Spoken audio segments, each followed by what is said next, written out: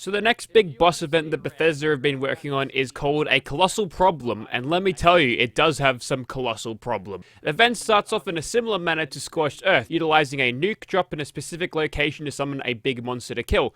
The boss fight happens in Monongah Mine, that's where you'll be dropping the nuke, and you'll be fighting a giant Wendigo Colossus thing. This entire event is so deeply flawed that I'm actually going into writing a script for this so I can get all my thoughts across in a coherent way. So listen up, Bethesda, this is not going on your forums. My first issue is the arbitrary wait timer that happens just after the nuke has been dropped. It takes 5 minutes for the mine to cave in after the nuke dropping, so it gets long. It's like 8 minutes until the fight actually begins, which is way too long. I understand how Bethesda probably wants players to gather around as a team to take out this new threat, but this leads to a few negative gameplay consequences, which I'll speak more about later. But if the players are already switched on anyway, and the game flags the event is on, it doesn't take 5 minutes to make the decision whether to join the event or not. Some may argue that Bethesda is giving people more time to prepare for everything, which I can see the validity in that, yeah, but then it doesn't make any sense there isn't a full set of workbenches inside the mine or even a stash box at the mine's entrance to help players prepare for the event. The timer just doesn't need to be as long as it is. Perhaps the game could flag the Monongah Mine as being nuked ahead of time so players can jump right in when the thing actually drops. The golden question that should be behind any of the decisions and the mechanics here is it fun? To elaborate a little, if a mechanic introduced into the game has a positive effect on the gameplay, either it's interesting or challenging for example, this can improve the overall gaming experience, and make the game, or event in a smaller scale, better. With this in mind, anything contrary to this, negatively affecting gameplay and making experience worse, has bad consequences for the game in general. In short, if it's not fun, people won't bother, and in its present state, a colossal problem is not fun. My first issue when this event actually begins is the damage output, or rather lack thereof. For some reason, this Wendigo has even more damage reduction than the Scorched Beast Queen. This is especially perplexing when subsequent shots on the target end up doing half damage until it flatlines at around 1/4 of your initial damage. Compare this to the Scorched Beast Queen, when my Bloodied Fixer can hit 700 plus damage consistently with sneak criticals, whereas the Wendigo just sponges up my bullets like I'm firing at it with a bloody Nerf gun.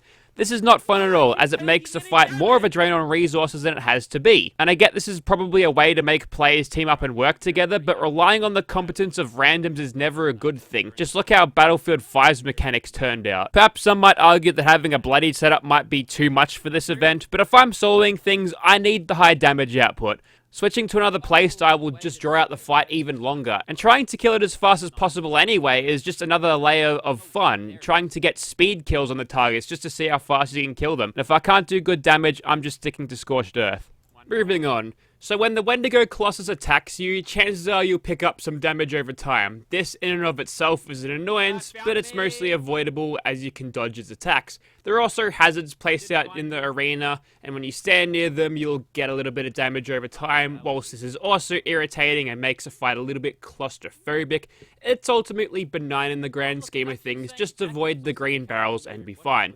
What is completely unacceptable is the fact that random embers just start falling from the ceiling, causing damage over time to anyone caught within its radius at completely random intervals. This is by far the most annoying thing about this event, and couple that with the little baby Wendigos that'll spawn in and attack you and, cause the biggest staggers all the time, you can actually get trapped in the embers and die, all because you dared to walk in a specific spot at a specific time. Disgraceful. Not fun in the slightest. So I briefly touched on the Minion Wendigos. They spawn in, cause a distraction for a little bit of challenge. I don't have a huge problem with these guys, as they don't feel like they need to stop taking damage after 4 bullets. Also, they drop pressure screws, which is nice. When they hit you, it's always a guaranteed big stagger, which is kind of irritating, but it's over in a second, so I can overlook this. What I dislike about the Wendigo Colossus is that its scream effects makes you lose control of your character, albeit with some steering, for a few seconds at a time. Great, Bethesda, thanks. I didn't want to control my character anyway. Also, a giant bat landing right next to him is like, yeah, whatever, but canned ear rape from a failed ATST cosplay is enough to make even the most hardened Vault Tellers shit their pants? Yeah, not buying it. Panicking is for XCOM rookies, not my level 200 plus Vault Dwellers. Anyways, back on topic, an added layer of strategy for players to utilize is crippling limbs. It's not a desperately complex mechanic, but boy is it satisfying to manipulate your foes by crippling specific limbs. And unlike Scorched Earth for the past 2 months, you can actually cripple the Colossus's legs. If you nail both, it stops moving. Neat. What annoys me about this event is that no matter how many heads you cripple, they are still capable of doing all of their special abilities.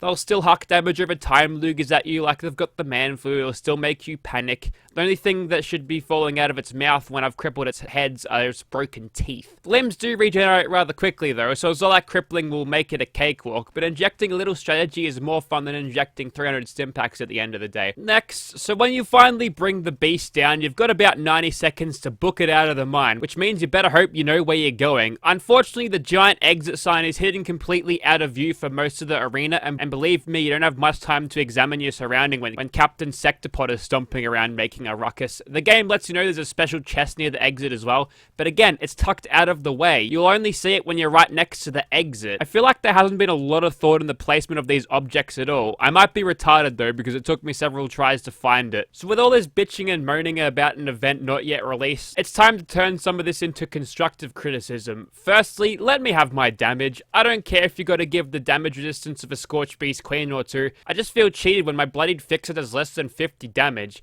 The more I can deal with the Wendigo Colossus myself, the better the event will feel, especially solo. Secondly, remove this falling embers damage over time nonsense. It serves no gameplay purpose other than to distract you from the fight and eat up stim packs. Thirdly, make crippling something other than the legs actually mean something. Disable head abilities when I crack the skulls. Make it stagger more if I crush its ribcage. Some strategy other than using 300 stim packs would be fantastic. And fourth, I kind of want to see what's going on. Can you get some of your interns to put a few light bulbs around? And maybe some workbenches too, because we can't bring our pay-to-win tents inside, Jeff. With these changes and ideas possibly implemented into the event, it might make it enjoyable. If not, I'll just stick to Scorched Earth. Okay, well, I'm gonna be honest, when I was live streaming this the other day, it wasn't that easy. Also, yeah, the thing's falling now. Let me just strap a radiant rifle. There we go. So here's where you need to go. Like, you've got this tiny little exit sign here. What's up with that? Get out of here.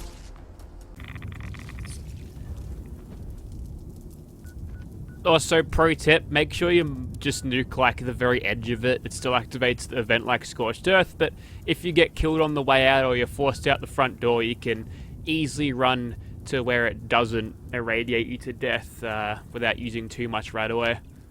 Yeah, it was easy this time for some reason. Maybe like when I was streaming it, I was bugged somehow. Or rather hotfixes. Dunno. Oh yeah, and here's the plushie that I got.